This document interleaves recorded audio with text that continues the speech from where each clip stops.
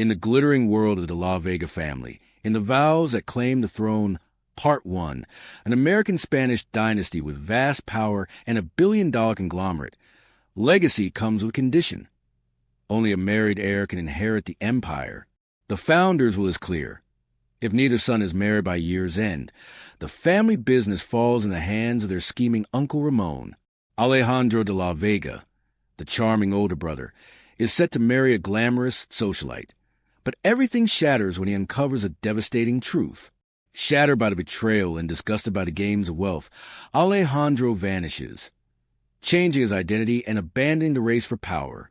Meanwhile, his younger brother Raphael, a charismatic but reckless playboy, sees his opportunity to claim the family empire. But Alejandro's absence doesn't end the war. It merely shifts the battlefield.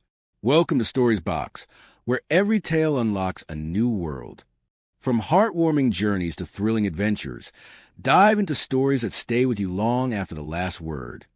Subscribe, sit back, and step into our story, because the best moments begin with once upon a time. The marble floors of the De La Vega estate gleam beneath the morning sun, reflecting the austere grandeur of a dynasty carved into the backbone of American Spanish commerce. Every inch of the Santa Barbara mansion whispered old money, newer secrets, and a silence sharpened by power. Alejandro de la Vega stood at the edge of the long dining table, hands tucked into the pockets of his navy suit, jaw clenched. His younger brother, Raphael, lounged in a leather chair at the other end, swirling dark espresso in a crystal cup like it were aged whiskey. "Where's Uncle Ramon?" Alejandro asked, voice low, probably practicing his victory speech. Raphael muttered, smirking. "You know he's been waiting for this day like a vulture over a dying horse." Alejandro's gaze flicked toward the tall windows. The family lawyer had summoned them early this morning with little explanation, only that their late grandfather's sealed would be opened today. What surprised them most, Ramon had requested the meeting. At precisely 8 a.m., the double doors creaked open. "Enter Ramon de la Vega." He strode into the room in an ivory three-piece suit, every step oozing inherited charm and borrowed gravitas. His silver hair was slicked back, his cologne arrived before he did, and his smile could win over crowds while sharpening knives behind their backs. Behind him, the family attorney, Mr. Gilberto Navarro, carried a thick, sealed envelope. The man's aged hands trembled as he placed the envelope at the center of the table. "This," Navarro began, clearing his throat, "contains the final instructions of Don Eduardo de la Vega, patriarch and founder de La Vega International Holdings." Alejandro straightened, eyes narrowing. "Why now?" Raphael asked. "The will was supposed to be read last year." Navarro nodded solemnly. Don Eduardo included a clause. He requested this segment be withheld until the 35th birthday of his eldest grandchild, Alejandro. Alejandro didn't flinch, but something heavy settled in his gut. Ramon took the seat at the head of the table and steepled his fingers.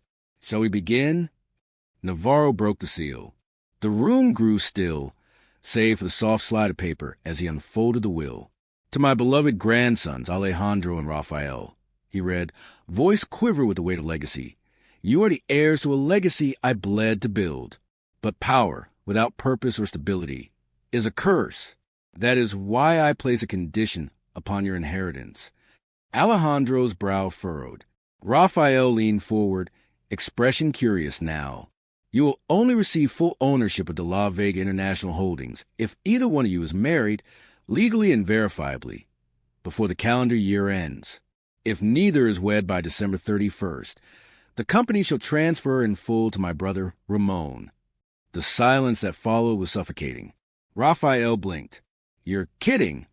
Navarro shook his head. "This is not negotiable. It is legally binding." Alejandro's voice was ice. "He's blackmailing us into marriage?" "It's not blackmail," Ramon said smoothly. "It's wisdom. Legacy demands stability. Your grandfather was trying to protect the company from, shall we say, bachelor recklessness." Raphael chuckled, but it lacked warmth. "You mean you helped him write that clause, didn't you?" Ramon didn't answer. He didn't need to. Alejandro stood still, mind racing. He wasn't opposed to marriage, but this, a forced union to hold on to a fortune, it reeked of control, of the same manipulations that had defined his childhood. "I have a fiancée," Alejandro finally said, jaw tightening. "Valeria and I have been together 2 years." "Have you set a date?" Navarro asked. Alejandro hesitated. "We plan for the spring." "You'll need to expedite that," Navarro said gravely. "You have 4 months. Rafael, ever the mischief maker, grinned. "Guess I'll just hit Vegas and grab a trophy wife." "This is serious," Alejandro snapped. "I am serious," Rafael said, flashing his white teeth. "This isn't about love, big brother. This is about playing the game and not letting Uncle Ramon win." Ramon leaned back, folding his arms like a patient predator. "Of course, if neither of you is capable of maintaining a serious relationship, I'll be happy to assume leadership. I prepared for this my whole life." Alejandro stared him down. "You manipulated our grandfather. And you," Ramon replied with mock sympathy, "have always been too principled to fight back." Alejandro's hands curled into fists.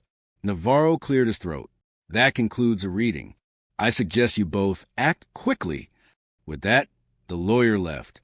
Ramon lingered, walking past Alejandro with a hand on his shoulder. "Best of luck. Sobrino," he whispered. "Love is a tricky business." When Ramon disappeared down the corridor, Rafael leaned over the table toward his brother. "Looks like it's a race." Alejandro didn't respond. His mind wasn't on the competition. It was on the question pounding in his skull. Is Valeria really in this with me or with him? The thought struck like a blade. As Alejandro stepped out onto the sun-soaked balcony alone, he couldn't shake the feeling that the next 4 months would destroy everything, or rebuild something far stronger. 3 weeks after the will was read, the De La Vega estate buzzed with wedding planners, tailors, and tension. Alejandro's engagement to Valeria Mendez had officially gone public with a rushed press release, a romantic engagement shoot, and carefully timed interviews. Everything screamed love. On the outside. Inside, Alejandro was barely holding it together. He stood before the mirror in his walk-in wardrobe, adjusting the silver cufflinks his late grandfather once wore. His eyes, usually sharp and composed, were tired. The kind of tired that didn't come from work, but from pretending. Behind him, Valeria emerged in a satin robe, holding a glass of champagne. "You didn't say a word last night," she said with a teasing pout. "Still thinking about your grandfather's will?" Alejandro turned slowly, studying her. She was beautiful, undeniably so. Blonde hair perfectly styled, lips painted like royalty. But lately, every time she smiled, it felt rehearsed. "Tell me something," he said. "Why now? You never wanted a rush. But the second Navarro read the will, you were all in. Why the sudden change?" Valeria raised an eyebrow. "Are you accusing me of something?" "I'm asking," he said coolly, "if you're marrying me or the Empire." She laughed, walking toward him, placing her hand gently on his chest. "Darling, I've stood beside you through your cold phases, your corporate tantrums, and your emotional retreats. Do you really think I'd be here if it wasn't for you?" Alejandro didn't move. "Would you be here if Ramon was the heir instead?" Her hand tensed, just slightly, but enough. "I don't like your tone," she said, stepping back. "You're letting paranoia get in the way of something important. We have a wedding to plan. 4 weeks left. Or are you hoping I walk away?" Alejandro stared at her for a long, long moment. Then his phone buzzed. A text from Rafael. "Check your inbox. Now." He turned away from Valeria and stepped onto balcony, opening his email. Attached, security footage. The De La Vega estate. A side hallway. 2 people half-shadowed, kissing. One male, older, unmistakable in his gait. The other, Valeria. Alejandro's breath caught. She was kissing Ramon. The timestamp was from just 2 nights ago. He lowered the phone slowly. The world tilted. Behind him, Valeria called out, "Everything okay, love?" He didn't answer. He walked out of the room, down the grand staircase, past a maid setting up tasting menus and musicians rehearsing for what was supposed to be the engagement gala. Outside, Rafael leaned against his black Aston Martin. watch him approach. "So," his brother asked, arms crossed, "you believe me now?" Alejandro nodded once. "She's in it with him." "Told you." Alejandro's jaw tightened. "They're not just sleeping together. They're planning something.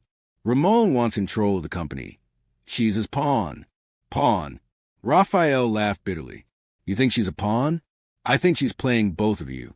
My money says she's got more brains than Ramon and a better endgame." Alejandro closed his eyes.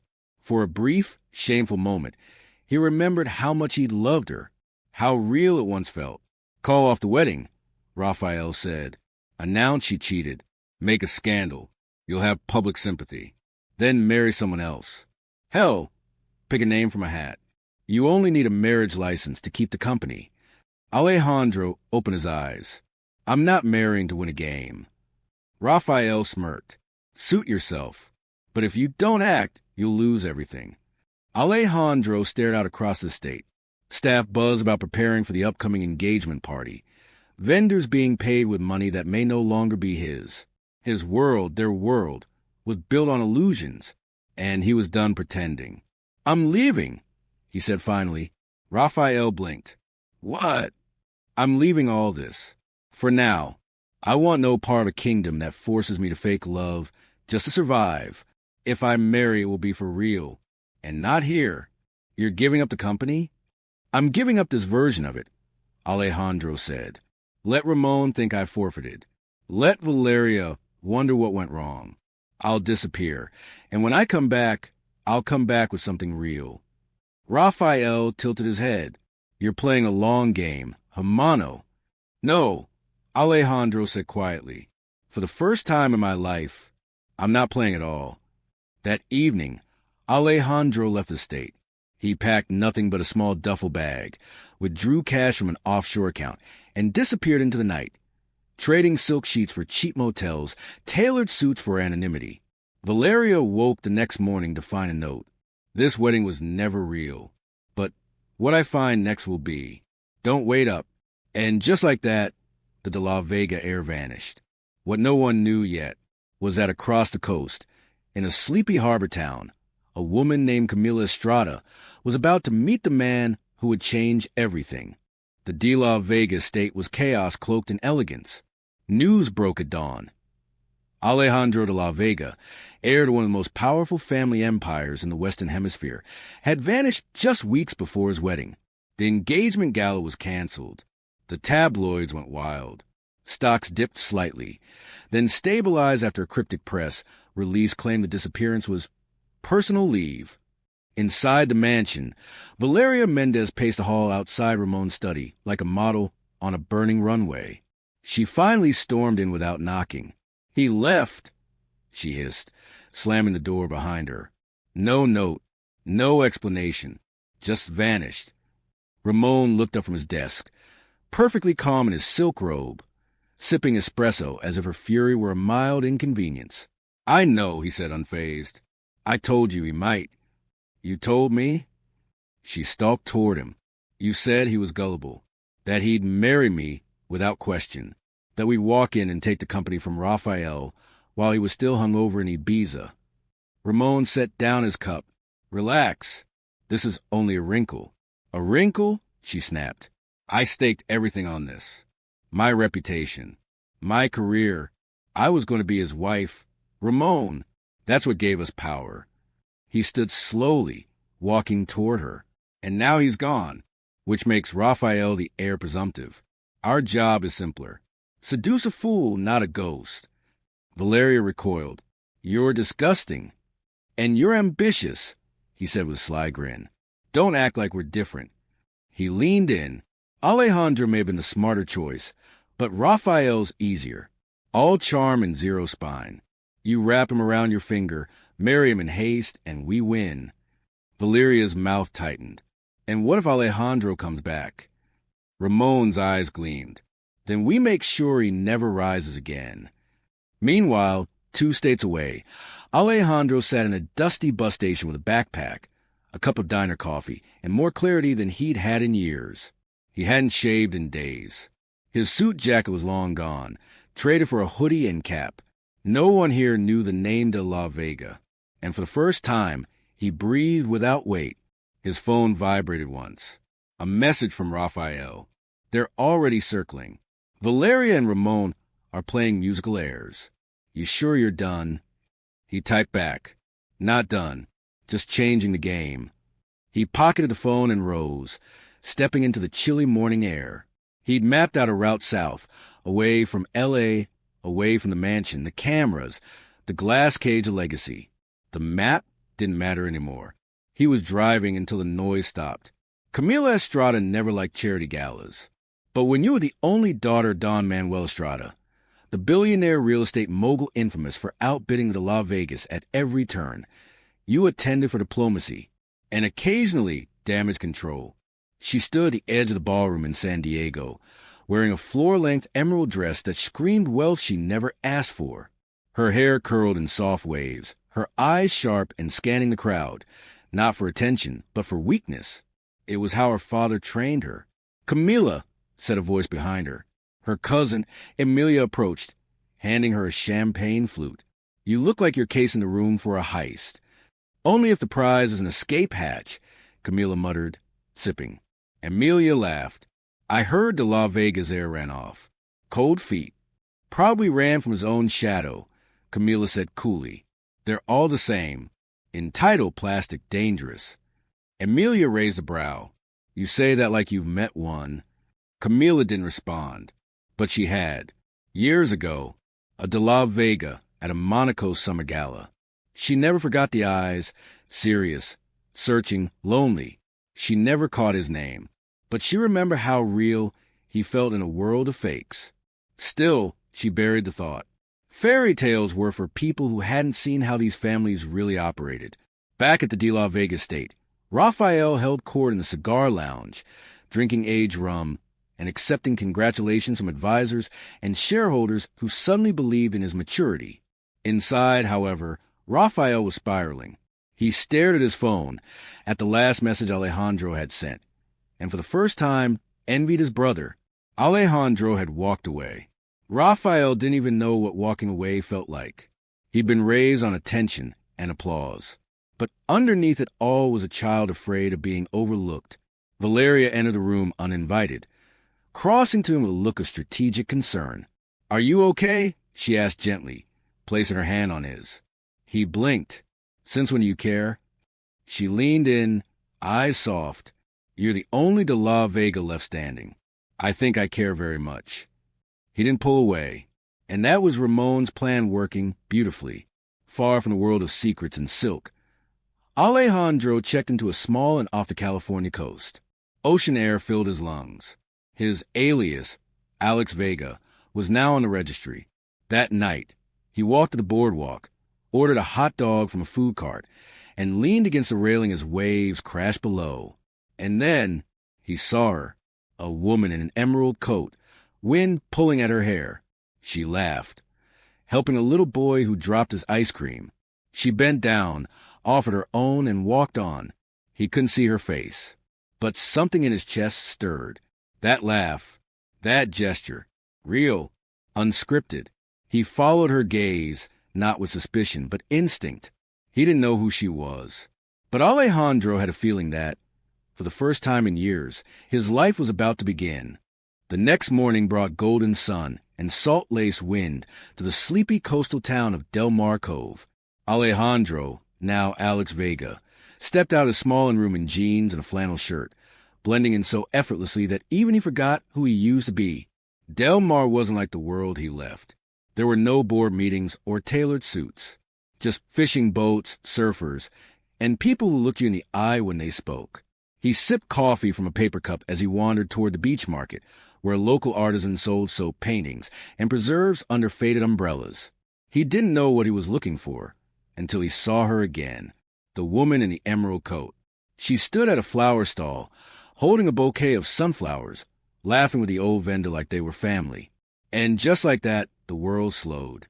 Alejandro moved toward her, pulse quickening. Before he could speak, a small boy tugged on her hand. "Mommy, look, he has your favorite coffee." She looked up and their eyes locked. Camila Estrada blinked. There he was, The man from years ago. Monaco. The balcony. The eyes she never forgot. Her breath caught, but she recovered quickly.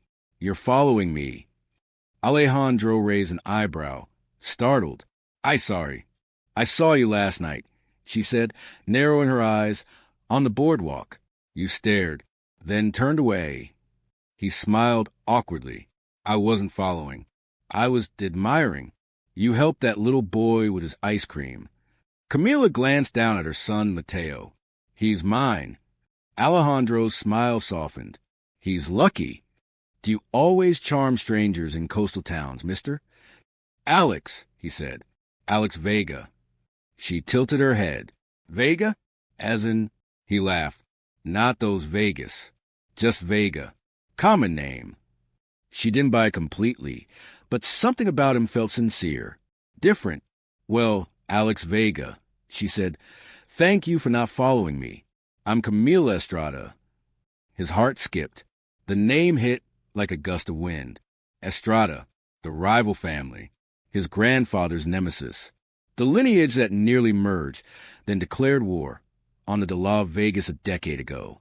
She didn't know who he was, but he knew exactly who she was. And still, he didn't run. Back in Santa Barbara, Valeria sat in Raphael's lap, his father's old study, whispering sweet promises laced with poison. Marry me, she whispered. You'll silence the board when the press and lock the company.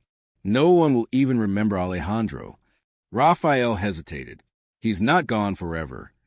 Valeria cupped his face. He left you to clean up his mess. Do you want to be second forever? Ramon entered, uninvited, clapping once. Well said. Valeria stood, straightening. Raphael's jaw clenched. I don't trust you, he said to Ramon. You shouldn't, Ramon replied easily. But I'm still your best chance at securing the company. The press adores Valeria. The board sees her as a unifying presence. And with Alejandro out of the picture, all you need to do is act. Raphael downed a glass of whiskey and nodded. Call the priest, he said. We're getting married. In Del Mar, Alejandro and Camila sat outside a beach cafe as Mateo played with seashells. They'd been talking for hours about everything but their last names. Camila shared stories of her charity work, her late mother, and how her father was slowly grooming her to inherit the Estrada empire. Alejandro mostly listened, carefully crafting every sentence to keep his identity buried. You're not from around here, she said. No, he admitted. I'm taking a break from everything. She studied him. You've got that look. I ran away from a wedding and a company, and now I'm soul-searching look. He froze, then laughed. That obvious? Only to someone who's thought about doing it herself. They sat in silence for a moment, waves crashing in the background. Camila finally broke it. You're hiding something, Alex. So are you. Their eyes met. Equal parts challenge and curiosity. She smiled. Let's not ruin it by telling the truth. He smiled back. Deal. At the de Las Vegas estate, the wedding was announced. A dazzling photo of Raphael and Valeria hit every magazine in California. Headlines read, Second son, First Lady, Raphael de la Vega engaged the media darling Valeria Mendez. But in the shadows of the estate, housekeeper Marisol wept silently. She'd seen Ramon's late-night rendezvous with Valeria. She cleaned the sheets. And she knew something else. Something Alejandro didn't. Ramon had rewritten the will. And only she had the proof. But with Alejandro gone, who could she trust? Back in Del Mar, Alejandro walked Camila home under a starlit sky. She paused at her porch, smiling at him. You're different, she said softly. He looked at her like she was the only real thing in his world. Maybe I found what I didn't know I was looking for. Camila leaned in. Good night, Alex Vega. But before she entered, she turned back. I'm not sure where you're from, she added, but wherever it was, I'm glad you left. As she disappeared inside, Alejandro whispered to the night. So am I. But he had no idea that soon the past would come crashing through Del Mar like a tidal wave, and the woman he was falling for was his enemy's daughter. The following Monday began like any other in Del Mar Cove. quiet, sun-soaked, and humming with small-town charm. Alejandro was helping the local mechanic with an engine rebuild at the back of the shop, sweat streaking down his temple, when he saw a familiar black car pull into the lot. It wasn't local. He ducked behind a stack of tires instinctively, heart pounding. The windows of the sleek vehicle were tinted, but Alejandro recognized the license plate format. Private, registered out of Beverly Hills. Then he saw the driver step out. Navarro, his grandfather's longtime lawyer. The man who had read the will. A de la Vega loyalist through and through. Alejandro wiped his hands, composed himself, and stepped into view. "Senor Navarro," he said, voice low. The older man's face lit up with relief and worry all at once. "Senor Alejandro, thank the heavens. I've been searching for you. I asked not to be found." "Too bad," Navarro said bluntly. "They're making moves, and you're running from the war." Alejandro crossed his arms. "What war?" "Your brother and Valeria are announcing their wedding this week. Ramon's securing the board with forged proxies. And there's more. Marisol, the housekeeper, she contacted me." Alejandro froze. "Why?" "She found something. The original will. Ramon altered it. Your grandfather didn't acquire marriage. He named you as sole heir." A slow, stunned silence fell over the mechanic's yard. "That can't be," Alejandro whispered. "I read the will." "Navarro, you read the will." Navarro looked ashamed. "The version Ramon gave me to read wasn't the real one." Alejandro turned away, reeling. The betrayal was deeper than he thought. All of it, his rush engagement to Valeria, the marriage ultimatum, his brother's sudden turn. It was a masterstroke by Ramon. "You need to come back," Navarro urged. "Marisol will meet us. If we get the real will into court, we can stop the wedding. You can save the company." Alejandro looked back toward the harbor. Camila, she didn't know who he really was, what he was part of, or how close their families were, the blood feud territory. "I need time," he said. Navarro frowned. "We don't have time. They marry Friday. Once it's official, the board will vote Ramon as interim chairman, and he'll bury every document tying you to the company." Alejandro shook his head slowly. "I need one more day." Navarro looked like he wanted to argue, but nodded. "Tomorrow, 5 p.m. I'll be at the train station, with or without you." He drove off, tires crunching gravel. Alejandro stood motionless for a long time, dust swirling around him like ghosts. That evening, Camila took Alejandro to her family vineyard on the outskirts of Del March. She packed a picnic, threw Mateo in the back seat, and insisted they escape the town buzz for peace and wine. Alejandro followed her through a grove of olive trees and up a winding hill until they reached a clearing overlooking the ocean. A table was already set, an old Estrada tradition, she said, for whenever someone new entered their lives. Camila poured 2 glasses of white wine and handed him one. "To secrets," she said playfully. Alejandro raised his glass. "And to the fools who try to run from them."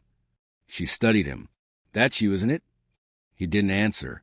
Mateo played in the background, chasing a butterfly, his laughter ringing across the vineyard. Camila turned back to Alejandro. "You never talk about your family." "That's because I left them behind for a reason." "Do they know where you are?" "They're not looking." She smiled faintly. "You'd be surprised who watches from the shadows." Alejandro looked away, heart heavy. "If you knew the truth about me, you wouldn't smile like that." Camila tilted her head. "Try me." He opened his mouth, almost said it, almost told her everything. That her father once tried to buy out his grandfather's empire, that their last name was synonymous with war. But her eyes were so warm. And for the first time in years, he felt like a man, not an heir. So instead, he kissed her. A slow, searching kiss that said everything he couldn't say aloud. When they finally pulled apart, she rested her head on his shoulder. "Stay tonight," she whispered. And he did. Meanwhile, in the De La Vega estate, Marisol crept into the wine cellar with a worn file folder tucked under her apron. She handed it off to Navarro's assistant and whispered, "This is the original. The ink smudges on page 3 are from the night Don Elias signed it. I was there." The assistant nodded. You've done the right thing. Marisol hesitated. Will it change anything? The assistant gave her a sad smile. It might change everything. At sunrise the next day, Alejandro rose early and sat on the porch of Camila's cottage, watching the light spill across the sea. Camila joined him with coffee and a half-asleep Mateo on her hip. This is peace, she murmured. Alejandro nodded. It is.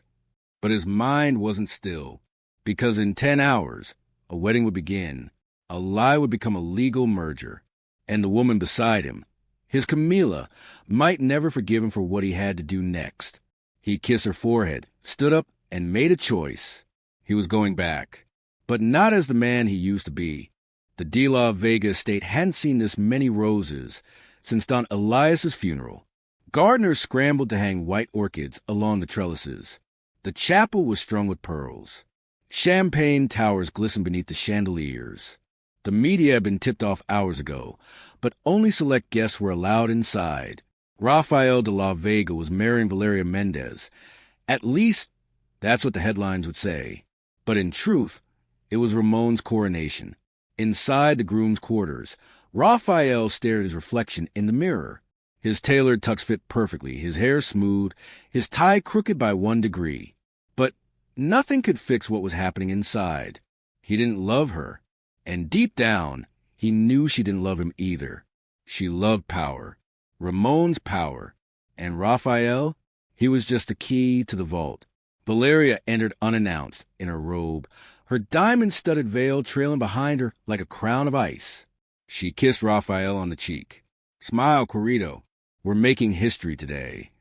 Rafael tried, but it didn't reach his eyes. At the train station 2 hours south, Alejandro stepped off the platform in his dark gray coat, wind sweeping through his hair. Navarro was already waiting beside a black town car. He handed over a clean white shirt and blazer.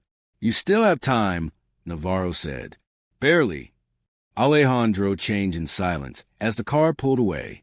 Does Rafael know I'm coming? He asked. No. You'll need to catch him before he signs. And Camila? Alejandro asked hesitantly. Navarro gave him a look. Does she know who you are yet?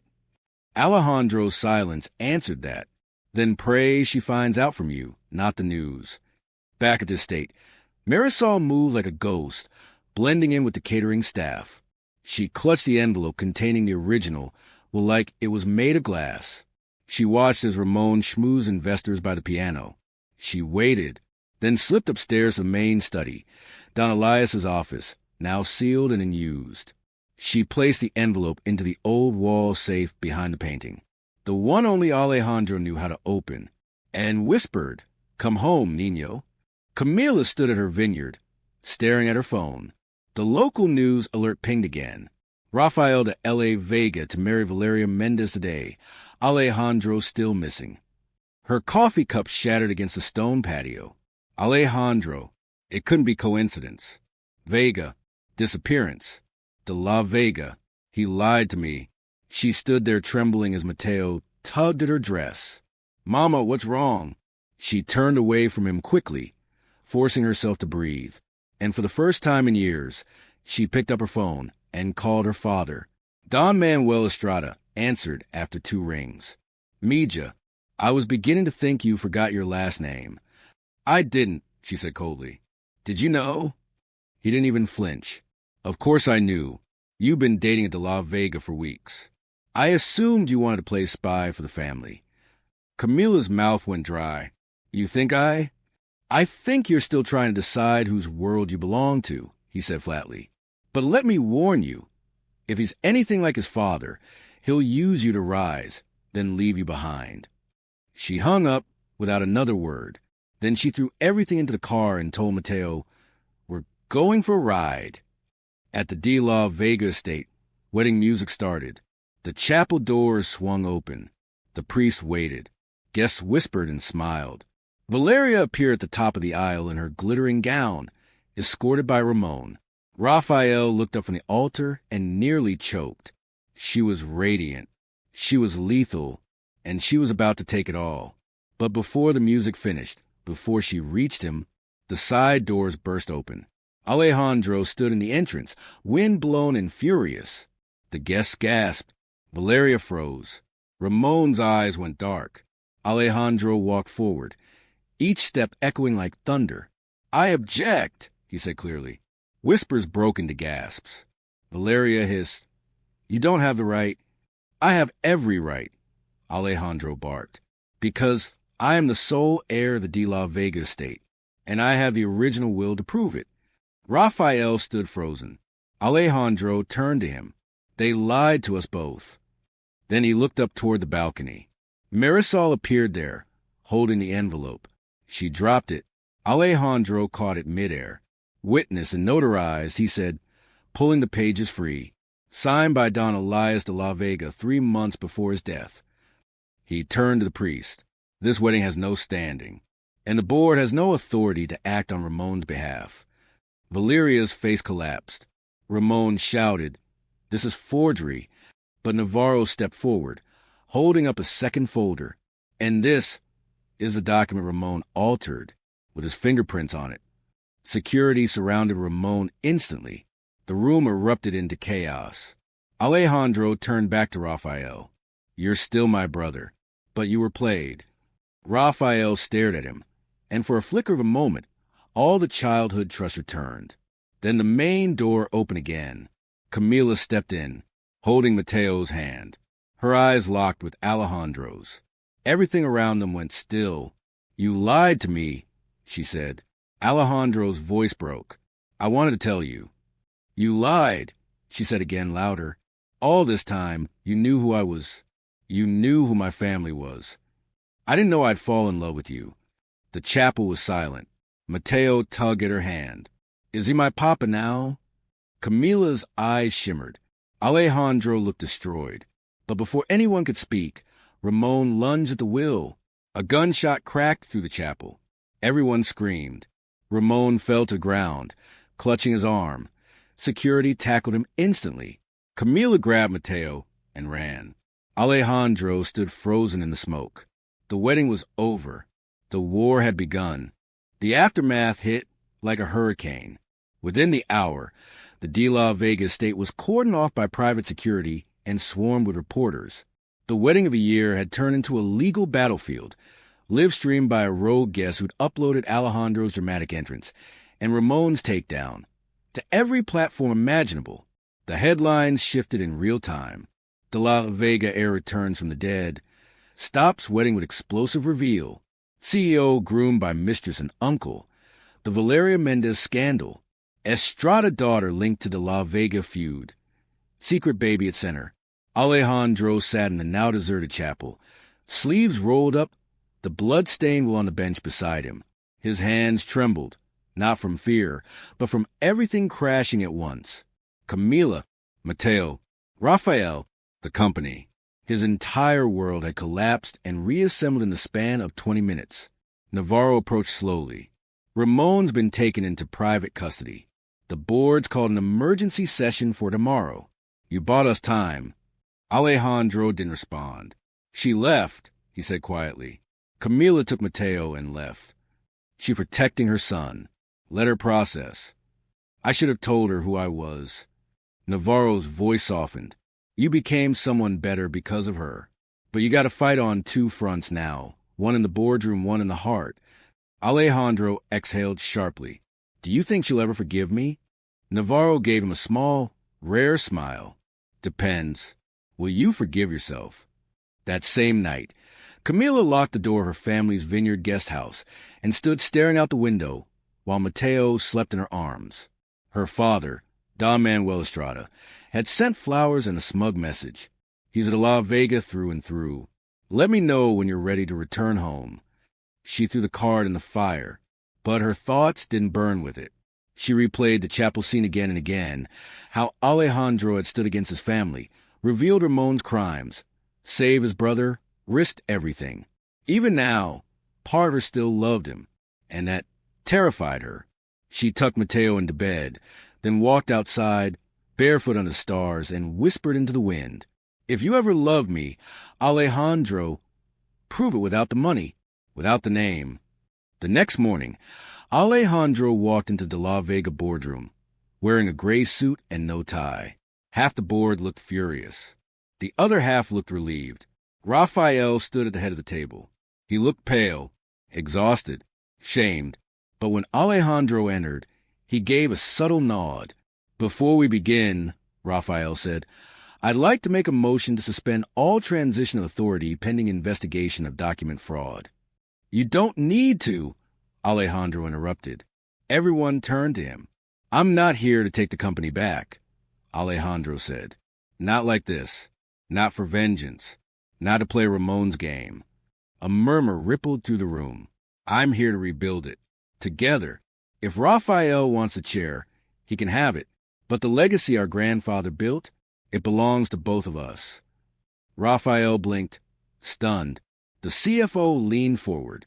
"And what of Ramon's shares?" Alejandro placed a sealed folder on the table.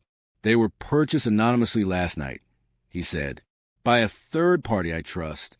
They've agreed to vote with us for unity." Navarro smiled from the corner. The vote passed unanimously. Alejandro and Raphael had just reclaimed empire.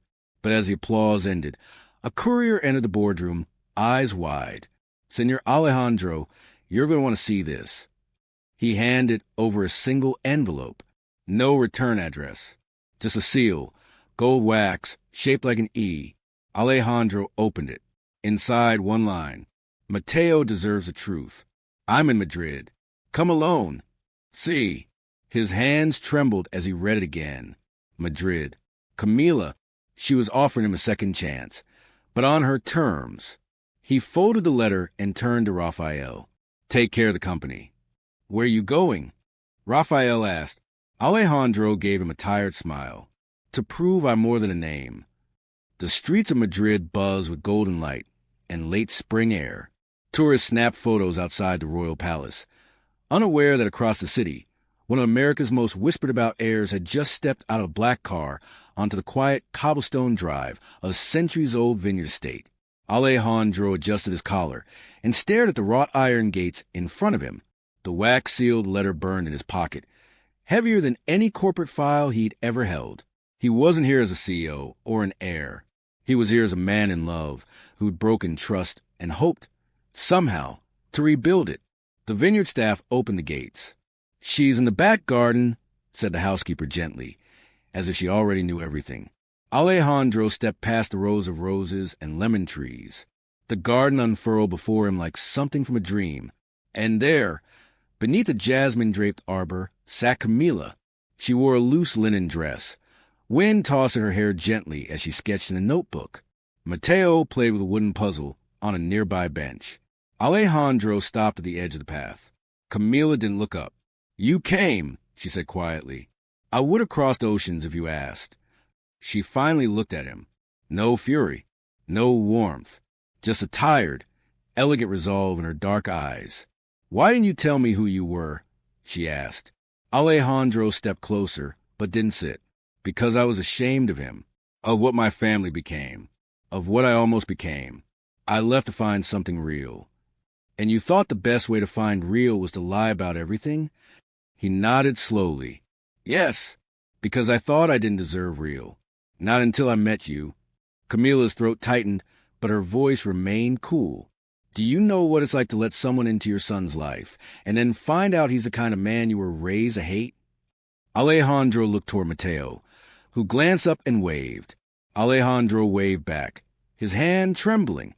"I love him," he said. "Not because he's yours. Not because of blood. Because he's kind. Because he makes me want to be better." Camila shut her notebook. "He calls you Papa when he thinks I'm not listening." Alejandro blinked back tears. She finally stood. "You hurt me," she said, "but you also gave us something no one else ever did. Peace, joy, a future if we choose it. I'll do anything to earn that chance." "Good," she said, lifting her chin, "because my father's invited you to dinner." Alejandro blinked. "What? You want me? Mateo? Our future? Then you face the past." Tonight, that evening, Don Manuel Estrada greeted Alejandro with the warm smile of a lion sizing up his prey. Bienvenido de la Vega, he said as they shook hands. We've been expecting you. Alejandro managed a steady, respectful bow. Thank you for receiving me, Don Manuel. The long table was set under an arbor of flame-lit vines. Camila sat on one end with Mateo in her lap. Alejandro was placed at the other, far enough to feel exile, close enough to earn his place back. The dinner was a quiet war of pleasantries. So, Don Manuel said after the first course, "Tell me, Alejandro, what happens when your board decides your Estrada alliance is too dangerous to maintain?" Alejandro didn't flinch. They already know. I chose love over control. Rafael chairs the board now. I chose a different legacy. Don Manuel arched a brow. And what of Ramon? Disgraced. Under investigation. His time is over. Is yours just beginning? Alejandro's voice was calm. Only if your daughter says yes. Camila looked down at her plate, then up at her father. I already said yes. The silence was profound. Then Don Manuel clinked his glass. Then I suppose this makes you family. Later that night, Camila and Alejandro stood on the balcony outside her childhood room, overlooking the rolling hills of their land. You handled him well, she whispered.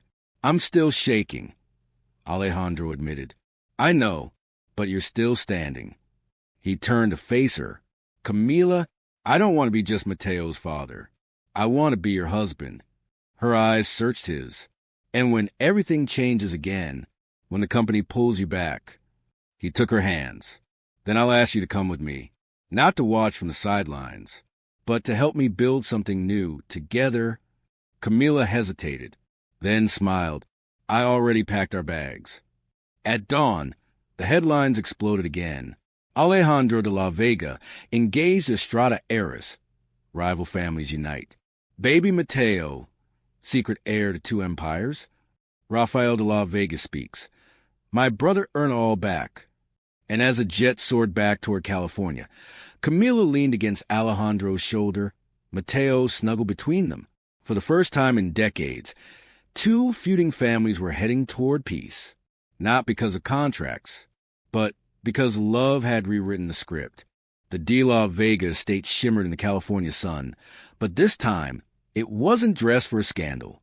It was preparing for a celebration. Alejandro stepped out of the car holding Mateo's hand. Camila beside him, radiant in white linen. The paparazzi watched from a respectful distance, warned in advance that today was not for headlines but healing. At the gates, Rafael was waiting. He approached them with a mixture of pride and humility, eyes falling on Mateo. The boy blinked, unsure, then asked, Are you my uncle? Rafael smiled. I am, and I have something for you. He reached into his coat and pulled out a small silver compass. It was our grandfather's, Rafael said. Now it's yours. Mateo beamed and ran into his arms. Camila watched with a hand over her heart. Alejandro stepped forward. Thank you, he said softly. Rafael nodded. You didn't steal the company. You saved it. Not alone. No, Rafael agreed, glancing at Camila. You've got the right partner now. They clasped hands. No more rivalry. Just brothers, finally whole. Inside, the board gathered for an official announcement. Marisol stood proudly beside Navarro, watching as Alejandro and Rafael addressed the press. We stand here today not as competing heirs, Rafael said, but as a united family. Alejandro took the mic. For too long, the De La Vega legacy has been about control. Today, it's about community, innovation, integrity. We've established a joint foundation of the Estrada family, funding education and entrepreneurship programs across Spain and California. Flashbulbs erupted. Questions flew. But Alejandro kept his answers short. He had somewhere else to be. At sunset, beneath the old olive tree behind the estate, where Don Elias had once taught Alejandro to fly kites as a boy. Camila waited. She stood barefoot in a white dress, hair braided with small gardenias. Mateo asleep in a nearby stroller. Alejandro approached slowly, carrying no flowers, no ring box, just a quiet conviction in his chest. Camila turned, smiling softly. I thought you'd ask me at the press conference, she teased. I didn't want the world to be watching, he said. Just you. He dropped to one knee and pulled from his pocket a delicate ring, thin and silver, woven into the shape of 2 olive branches entwined. I don't want a merger, he said, voice trembling. I want a life. With you, with Mateo, with whatever chaos comes next. Will you marry me, not because of who we are, but in spite of it? Tears spilled from her eyes. She knelt down too, cupping his face. Yes, she whispered. 1,000 times yes. They kissed as the sky turned rose gold, and when Mateo stirred awake and asked, Are we a family now? They both said yes. Weeks passed. Valeria vanished from public life. Ramon faced federal charges, financial fraud, corporate espionage, and obstruction of justice. Marisol testified. So did Navarro. So did Rafael. The board dissolved its old leadership and appointed a new, diverse council with Camila on it. The company began again. And so did the family. In Madrid, Don Manuel hosted a combined ceremony and wedding blessing beneath the Estrada family vineyards. World leaders and celebrities mingled with vineyard workers and childhood friends. There were no velvet ropes, only open hands. During the vows, Camila read from a letter she had written on the night she first left Alejandro. You were a stranger in the storm. I didn't know your name, but I knew your heart, and that was enough. Alejandro simply said, You saved my soul. When they kissed, the crowd rose to its feet. Even Don Manuel stood and clapped, one proud tear escaping his eye. Back in California, the new de la Vega Estrada Foundation launched its first project, a school in Los Angeles for children of immigrants and vineyard workers, named after Mateo's grandmother. And though Alejandro remained co-CEO, he never spent more than 3 nights away from home again. He came back for bedtime stories, for dinner with Camila in the garden, for ordinary love. One night, as Camila rocked a newborn daughter in her arms, Alejandro looked out at the stars and whispered, We did it. Camila smiled. No, we're just getting started. The de la Vega estate had seen generations of power, scandal, and reinvention, but never a season like this.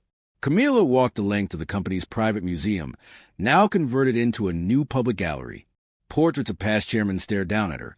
Dar men in dark suits, all cast in shadows of legacy. She paused beneath the largest, Don Elias de la Vega, the lion of the empire, Alejandro's grandfather.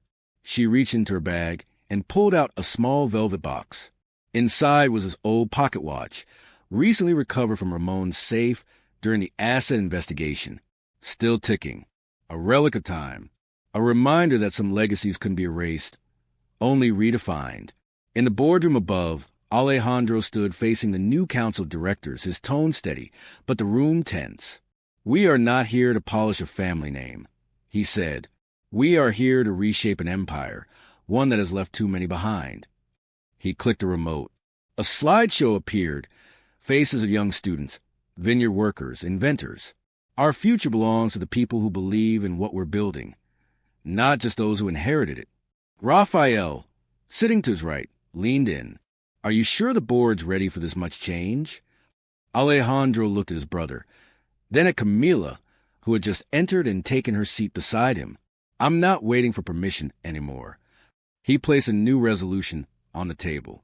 Effective immediately, the De La Vega Group would shift 20% of company ownership to a public trust, funding sustainability, education, and employee equity worldwide. Gasps filled the room. One director rose in protest. That's giving away a legacy. No, Camila interrupted calmly. That's rewriting it.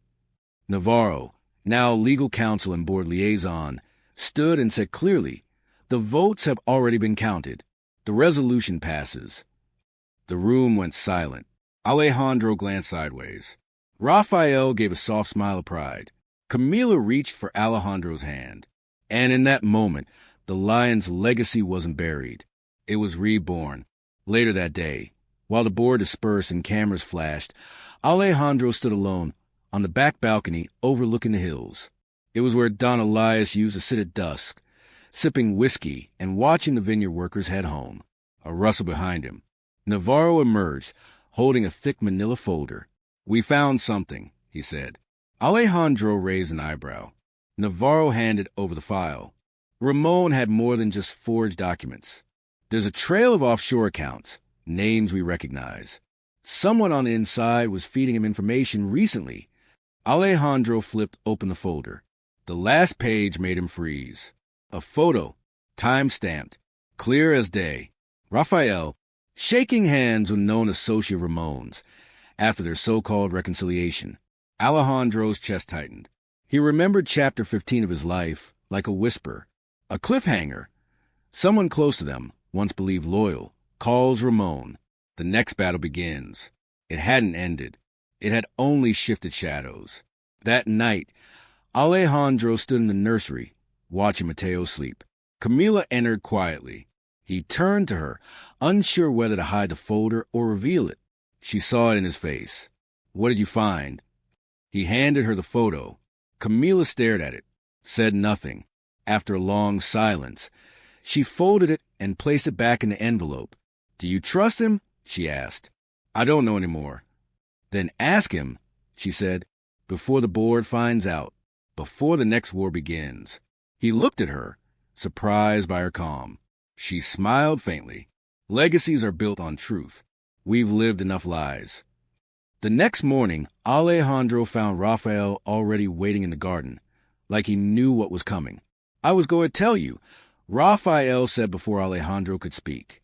"But I needed to be sure you wouldn't see it as betrayal." Alejandro frowned. "You met with Ramon." "Yes, to get leverage, to beat him at his own game. But I recorded everything. I have proof he bribed 3 board members. I was going to hand it over after the vote." Alejandro didn't speak. "Look," Rafael said, pulling out a flash drive. "It's all here. His confessions. His backup plan. I played the double agent to protect you." Alejandro took the drive. Studied his brother. "For years, you hated me for leaving," he said. "I hated you for leaving me," Rafael said. "But I see now you had to." Alejandro's face softened. "You're still on my left hand at the table."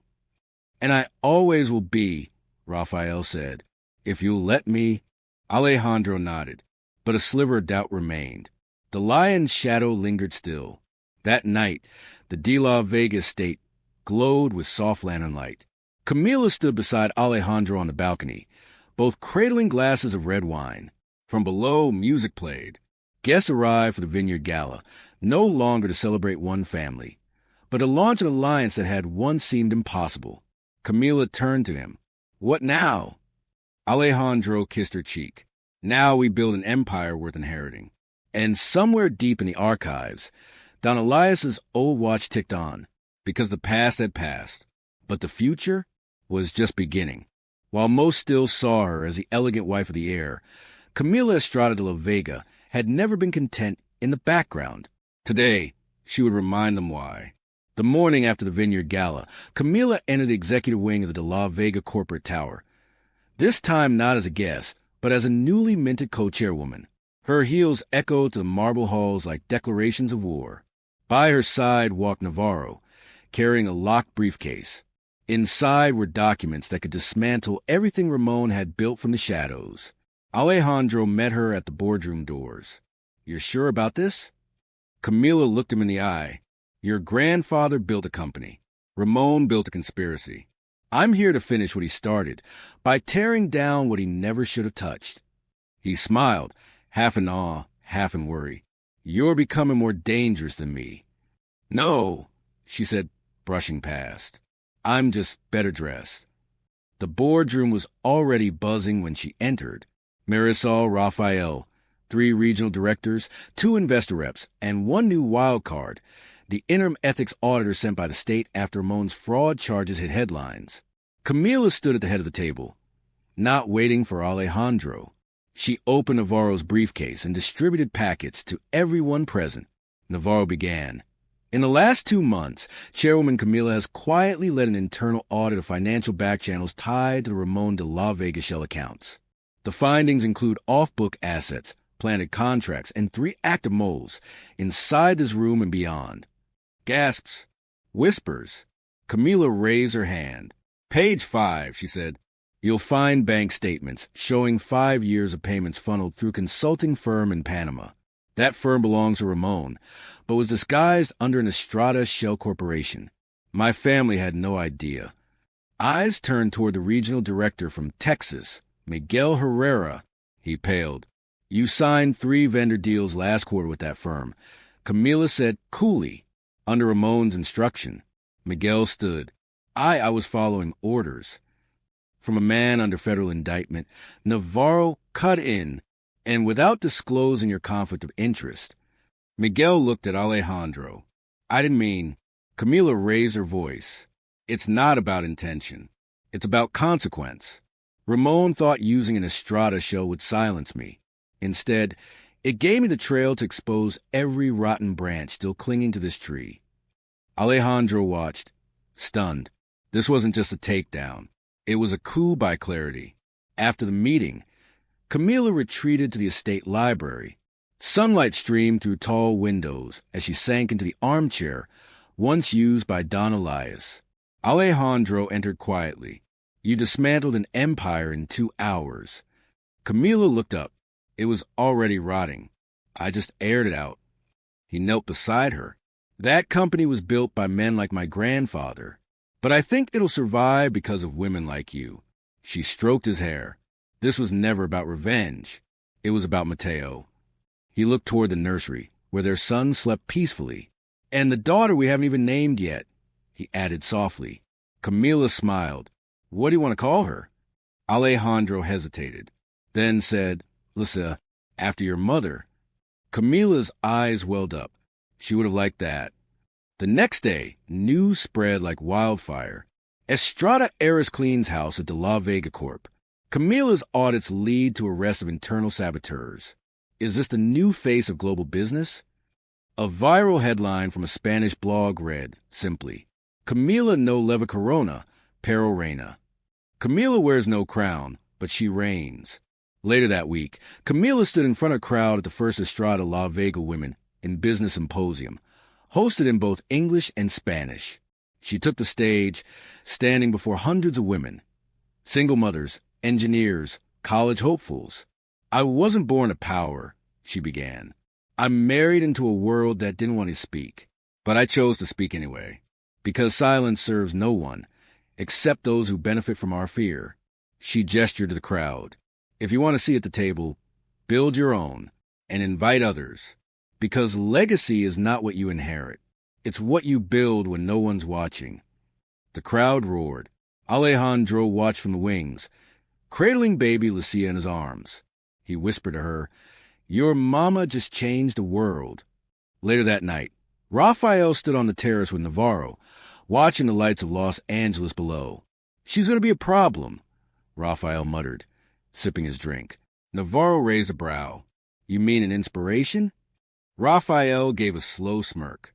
I mean she sees everything, including me. Navarro narrowed his eyes. She gave you a second chance. Don't waste it. Rafael downed the rest of his glass. I just hope there's time to fix the next mess before it explodes. He looked toward the shadows, where a figure lingered just beyond the light. Someone familiar, someone they once thought gone. The vineyard in Madrid stretched like a living tapestry under the golden Spanish sun. The Estradas and the La Vegas, once rival dynasties, now stood together under a tent of white silk and wary alliances. But the peace was fragile, and everyone knew it. Don Manuel Estrada, Camila's father, paced the terrace of his estate, frowning at the folder in his hand. Inside, full reports of the La Vega scandal, Ramon's offshore accounts, Rafael's duplicity, and more importantly, how Alejandro had disappeared without informing any family, including his in-laws. Beside him stood Alejandro, stone-faced and formal. You married my daughter in secret, Don Manuel said coldly, then drag her into a corporate firestorm. Do you understand how hard it was for me to agree to this accord? Alejandro nodded. I didn't ask you to. Camila stepped forward. But I did. Her father turned to her, tone softening. You trust him? With everything I am.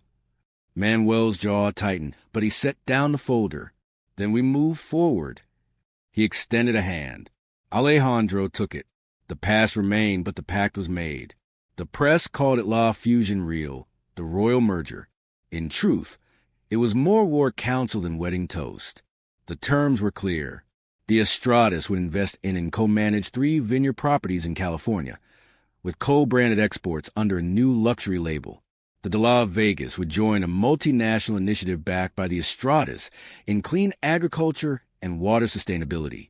Camila and Alejandro would retain co-chair titles over both entities, making them the first married couple in history to co-lead 2 family legacies under a shared banner.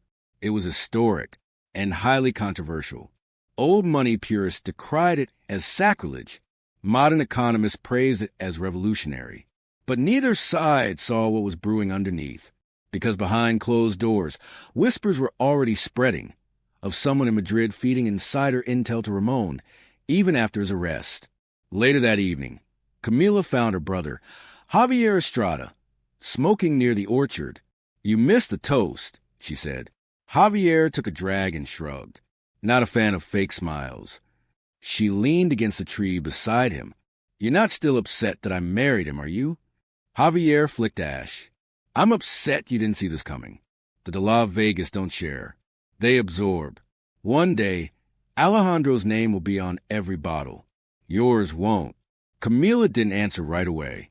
Instead, she pulled a USB stick from her pocket and handed it to him. Legal documentation. In 10 years, the Estrada properties are immune to merger acquisition. This wasn't just a marriage. It was a blueprint.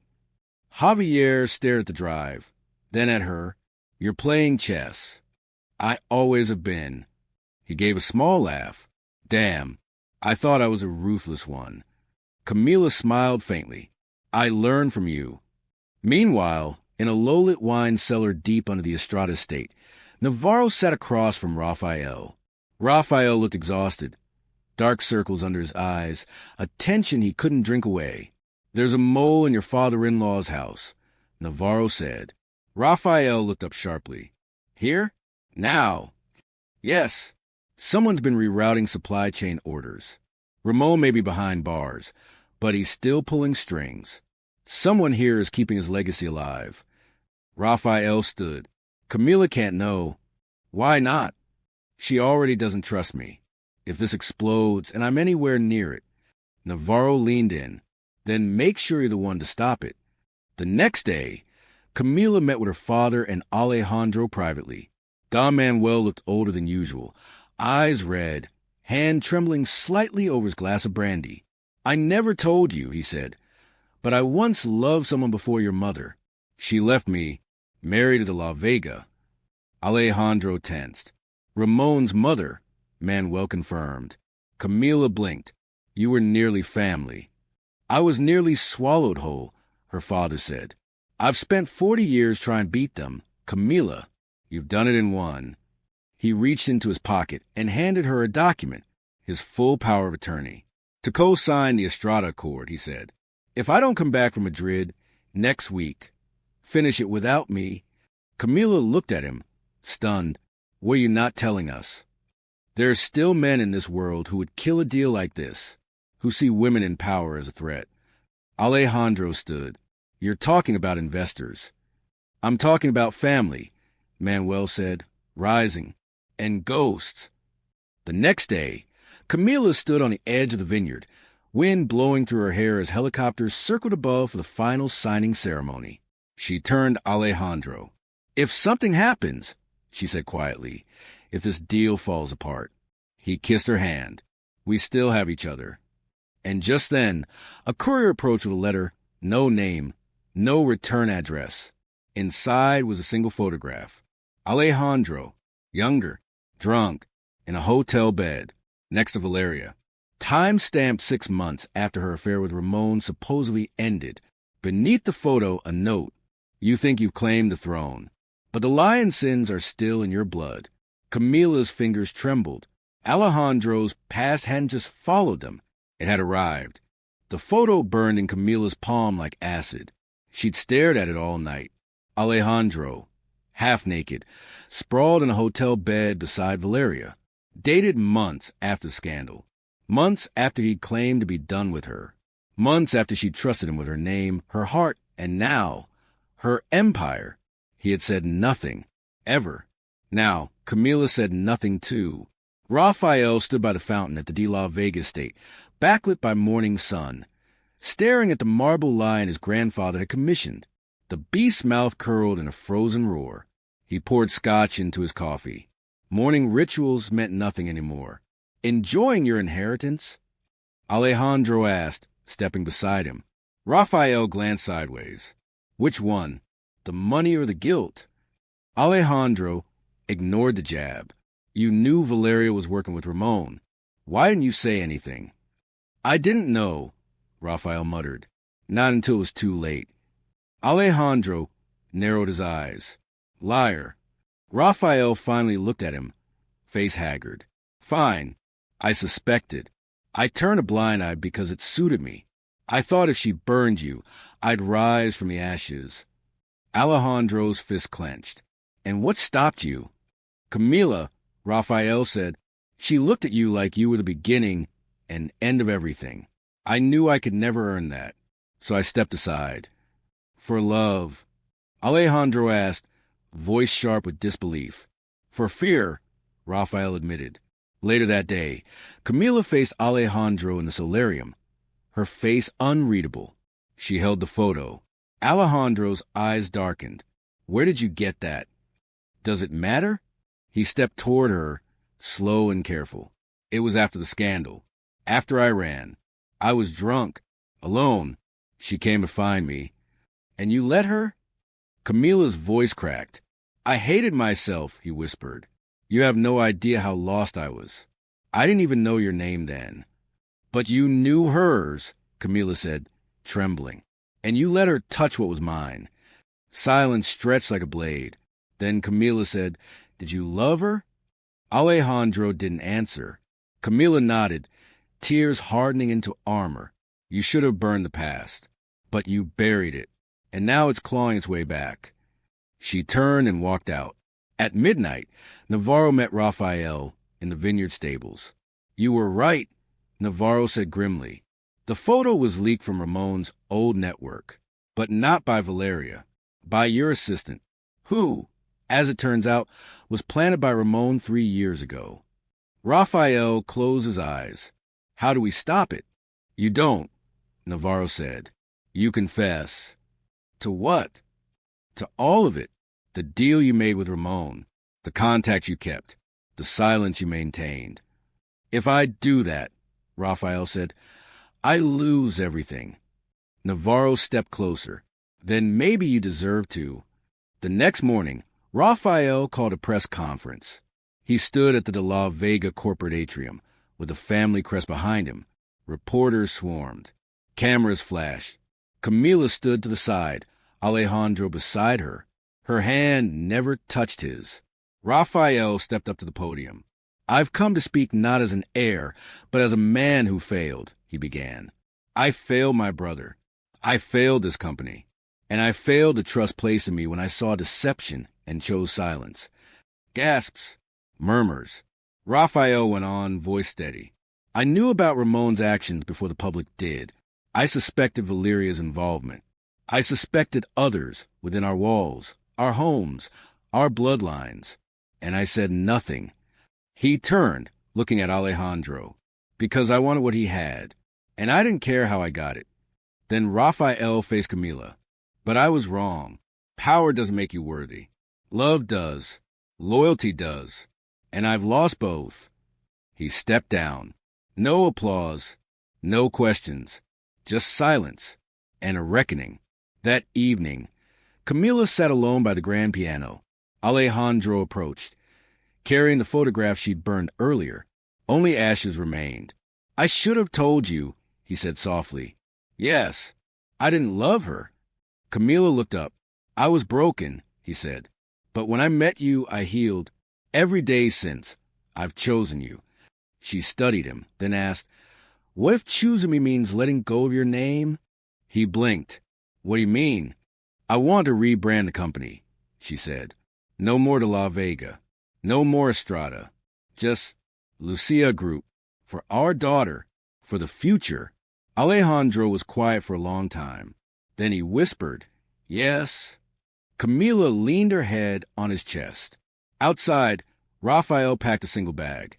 No guards, no entourage, just his keys and a note left on his brother's desk. "I'm leaving, not for exile, for reflection. If I'm ever worthy again, I'll return. If not, take care of what we built." As he drove down the winding hill, a black SUV passed him going up. Tinted windows, slow and deliberate. Inside sat Valeria. She rolled the window down just enough to smirk. Then she whispered into her phone. They turned on each other. "Just like you said. Time for your move." On the other end of the line, Ramon, still in custody, but far from powerless. The de la Vega estate had never witnessed a wedding like this. Not in its century-old lineage of noble unions, strategic alliances, and grand illusions. This time, it wasn't about legacy. It was about a new beginning. Camila stood in the rose courtyard beneath a white archway, her gown simple, elegant, untouched by designer flash. The only symbol on her veil was a single embroidered L. Lucia, the name of the daughter she and Alejandro had yet to conceive, but already dreamed about. Alejandro, standing at the altar, looked nothing like the man who once disappeared from this estate. He was still regal, still commanding, but now humbled, honest. Oh, their vows weren't written for the press. There were no brand sponsors, no silent investors, no corporate incentives hiding behind champagne. Just two people, standing against history, declaring something defiant. Love would no longer be the collateral. Javier Estrada leaned against a column at the back, arms folded. "You ever think we'd get here?" he muttered to Navarro beside him. "Not without bloodshed," Navarro replied. "Or betrayal. Or 3 lawyers and a last-minute prenup that gives Camila controlling shares if Alejandro cheats again." Javier snorted. "Smart woman. Brilliant woman." Navarro corrected. The reception turned the estate into something unrecognizable. Laughter replaced scheming. Wine flowed without manipulation. Even Raphael, watching from a discreet corner, raised a glass in solitude. His self-imposed exile paused for one night. Camila approached him. "You came." "I wouldn't miss it," Raphael said. "It's the first time the family's chosen unity over ambition." She looked at him long, then reached into her purse and pulled out a sealed envelope. "What's this?" he asked. "A deed to a vineyard near Valencia. No family stake, no board ties. Just yours, if you want to rebuild something real." Raphael's voice caught. "Why?" "Because Alejandro forgave you," Camila said softly, "and I believe people deserve a second harvest." Later that night, Camila and Alejandro stood in the moonlit vineyard, watching the stars over the rows of grapes. "The Lucia group," he said, "it doesn't carry our family names." "That's the point," she replied. "It's not about where we come from. It's about where we're going." "Are you ready?" he asked. "For what comes next? The backlash? Ramon's retaliation?" She turned to him, eyes fierce. "I was born ready." But even as they kissed beneath the silver sky, a shadow moved beyond the estate walls. Valeria stood in Ramon's old study, holding a remote in one hand and a smile in the other. With a click, she sent a confidential file from Ramon's encrypted vault.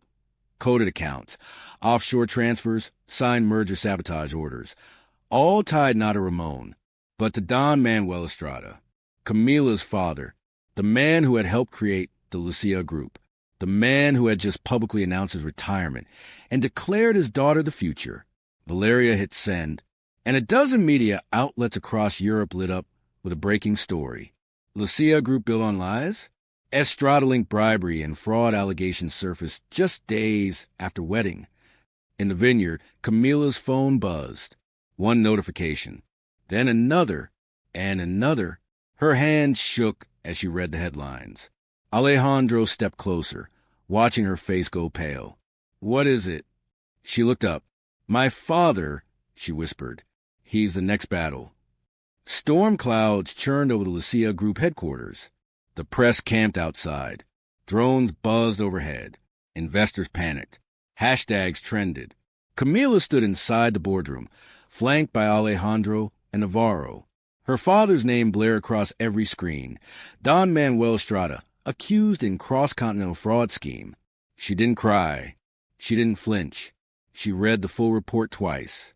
And then she said, "We go public. Today." Navarro hesitated. "You sure? Once this is out, there's no walking it back." Camila looked at Alejandro. He nodded. "We do it your way." At the emergency press conference, Camila stepped to the podium, in the same place where Raphael had once confessed his sins. "I will not lie to you," she began. "My father, Don Manuel Estrada, may have used improper channels to help establish our new venture. I did not know. I do not condone it. And if necessary, I will testify against him." Gasps erupted. Alejandro stepped beside her. "This company was built on a dream," he said, "not on corruption. And today, we vow to protect that dream, even from those we love." The fallout was immediate. Shares dropped. The board convened emergency sessions. Don Manuel went silent, releasing only one statement. "I built an empire. I gave it to a daughter who now tears it down in public. Let's see what she builds without me." Camila read it once, then handed it to the legal team. "No response," she said. Alejandro watched her closely.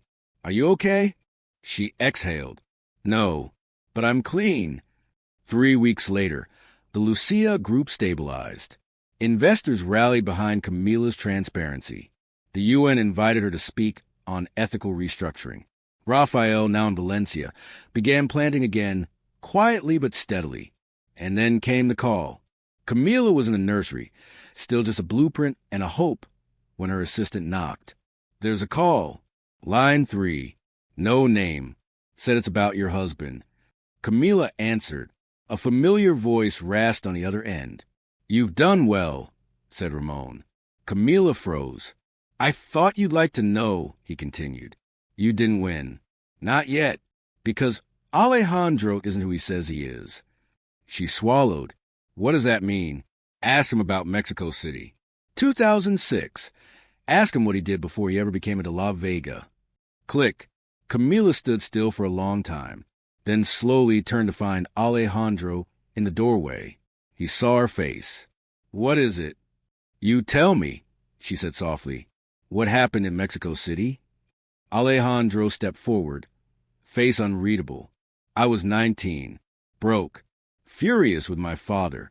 I went south to work in import-export, the wrong kind." She held her breath. "There was a fire," he continued. "One I may have caused. People got hurt. No one died, but I ran. My father paid for it to disappear. That's why I disappeared years later. I didn't just lose trust in the family. I lost trust in myself." Camila looked down. He stepped closer. "I'm not proud of that version of me. But the man you married, the man standing here, is real, and he loves you. More than legacy. More than empire." Camila looked up. "You should have told me," she whispered. "I thought if I buried it, it would stay buried. You of all people should know. Nothing stays buried in this family." Later that night, she walked to the vineyard. Her wedding veil hung on the post. The symbol of Lucia, their future, embroidered across it. She touched it gently, then called Navarro. "Gather the team," she said. "We're restructuring again. Fully open source. Full transparency. No secrets. Not from the public. Not from shareholders. And not from each other." Navarro smiled on the other end. "You're ready." "No," she said, "but I'm leading anyway." In Madrid, Valeria opened her tablet and scowled. The Lucia group stock was climbing again. And Alejandro's past? Already disclosed on the company website with a statement of accountability and reform policies. "He told her," she muttered, and she forgave him. A man's voice answered behind her. "I told you they were dangerous when united." She turned. Ramon, now in a silk suit, wine in hand. He smirked. Let them rebuild their empire. Because next season, he raised a glass. We burn it from within. This was a Stories Box exclusive. Subscribe to follow for part 2. Till next time, thank you for watching.